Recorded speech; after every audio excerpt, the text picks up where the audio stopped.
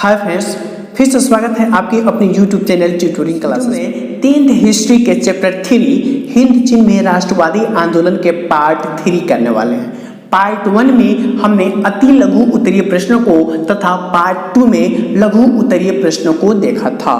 इस पार्ट में हम लोग दीर्घ उत्तरीय प्रश्नों को देखने वाले हैं। अगर इससे पूर्व के वीडियो को आपने नहीं देखा है तो हमारे चैनल के प्लेलिस्ट में 10th हिस्ट्री का प्लेलिस्ट बना हुआ है। आप वहां से 10th हिस्ट्री के अभी तक के सभी वीडियो को बहुत ही आसानी तरीके से देख सकते हैं। तो फ्रेंड्स, मैं हूं एसके चौरसिया और आप देख रहे हैं आपकी अपनी YouTube चैनल ट्यूटोरिंग क्लासेस। यदि आप चैनल पे पहली बार आए हैं तो चैनल को सब्सक्राइब करके बेल आइकन को दबा दें, जहां से हमारे प्रत्येक वीडियो का नोटिफिकेशन आपको समय समय पे मिलता रहे। आइए इस सेशन की शुरुआत करते हैं।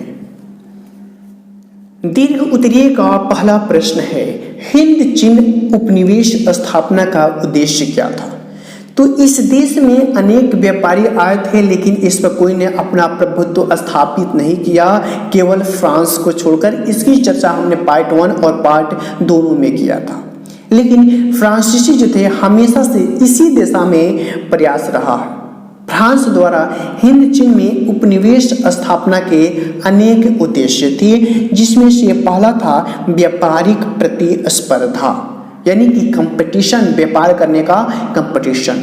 फ्रांस द्वारा हिंद चीन में उपनिवेश स्थापना का मुख्य उद्देश्य ब्रिटिश कंपनियों की व्यापारिक प्रतिस्पर्धा का सम्मान करता था। उसके बाद दूसरा कारण था कच्चे माल तथा बाजार की उपलब्धता।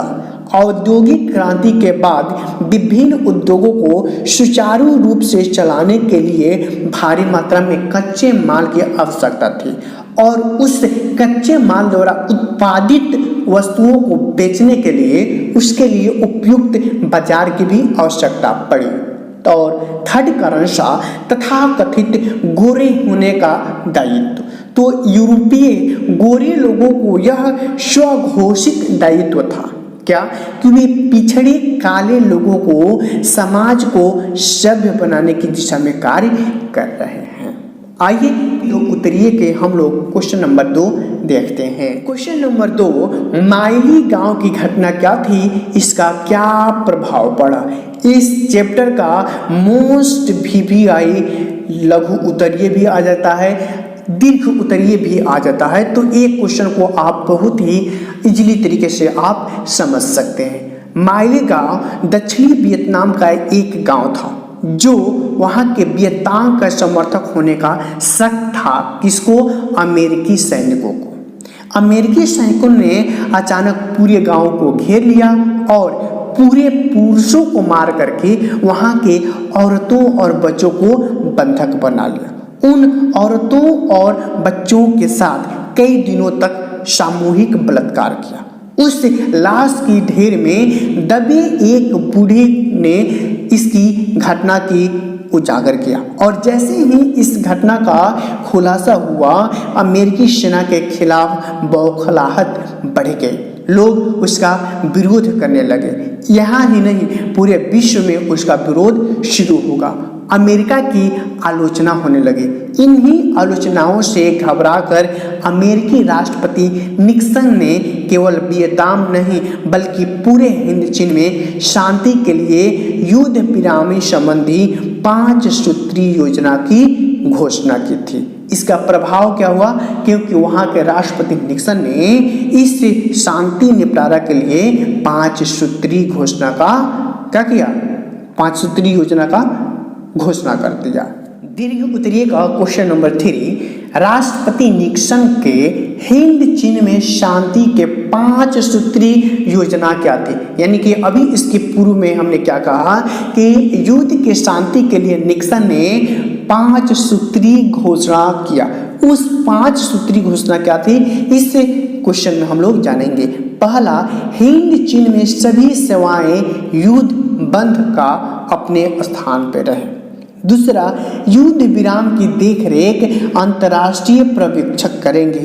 तीसरा, इस दौरान कोई देश अपनी शक्ति बढ़ाने के लिए प्रयास नहीं करेगा।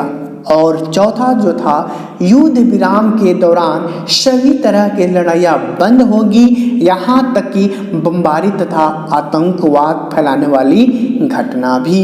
और पांचवा था, युद्ध विराम का अंतिम लक्ष्य पूरे हिंद चीन का संघर्ष का अंत होना चाहिए। लेकिन ये 5 सूत्री का घोषणा हो जाने के बाद भी अमेरिका ने इस कानून को तोड़ा और हिरोशिमा तथा नागासाकी पर बमबारी करने लगा। इसको देखते हुए निक्सन ने फिर 8 सूत्री योजना रखी।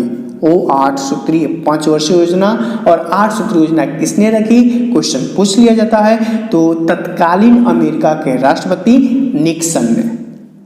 दीर्घ उत्तरीय का क्वेश्चन नंबर 4, फ्रांसीसी शोषण के साथ साथ उसके द्वारा किए सकारात्मक कार्य की समीक्षा करें। तो फ्रांसीसियों के हिंद चीन में उपनिवेश स्थापना के जो उद्देश्य थे, उनकी पूर्ति के लिए उन्होंने इस भूभाग पर उपलब्ध सभी संसाधनों का अधिक से अधिक उपयोग करने का प्रयास किया। फ्रांसीसियों ने शोषण की शुरुआत व्यापारिक नगरों तथा बंदरगाहों से किया। इन व्यापारिक नगरों तथा बंदरगाहों का उपयोग वे स्वयं व्यापार के लिए भली भांति कर सकते थे। इसके लिए उन्होंने नगरों तथा बंदरगाहों का विकास किया। कृषि से लाभ के लिए कृषि की उत्पादकता बढ़ाने का भी प्रयास किया। इन प्रयासों का परिणाम यह रहा कि 1931 तक वियतनाम विश्व का तीसरा बड़ा निर्यातक देश बना तथा खनिज संसाधन का अधिक उपयोग कर सके। इसके लिए खानों का भी विकास किया। इस प्रकार फ्रांस द्वारा हिंद चीन में शोषण के उद्देश्य से किए गए कार्य भी सकारात्मक गुण थे। इस चैप्टर का लास्ट और 5 दीर्घ उत्तरीय क्वेश्चन है, हिंद चीन में राष्ट्रवाद के विकास का वर्णन करें। तो 20वीं शताब्दी के आरंभ से ही हिंद चीन में राष्ट्रवाद का विकास होने लगा था। वहाँ के युवकों के मध्य स्वतंत्रता तथा प्रतंत्रता में अंतर स्पष्ट होने लगा था। इसी बीच फान बोई चाउ ने the history of the loss of Vietnam लेकर पूरे युवाओं के अंदर एक नई जोश और उत्साह भर दी थी तथा पुनः फान बोई द्वारा ने दुई तान हुई नामक क्रांतिकारी दल का गठन किया। सन 1905 ईस्वी में जब जापान और रूस के बीच युद्ध हुआ तो रूस की पराजय हुई, तो इससे भी हिंद चीन के युवकों के बीच नई प्रेरणा मिली। जब 1914-18 के बीच का प्रथम विश्व कब हुआ था, 1914 से 18 के बीच में प्रथम विश्व हुआ था, तो हिंद चीन के युवकों में भी राष्ट्रवादी भावना जागृत होने लगी थी। 1914 ईस्वी में ही इन देशभक्तों ने वियतनाम में राष्ट्रवादी दल का गठन किया।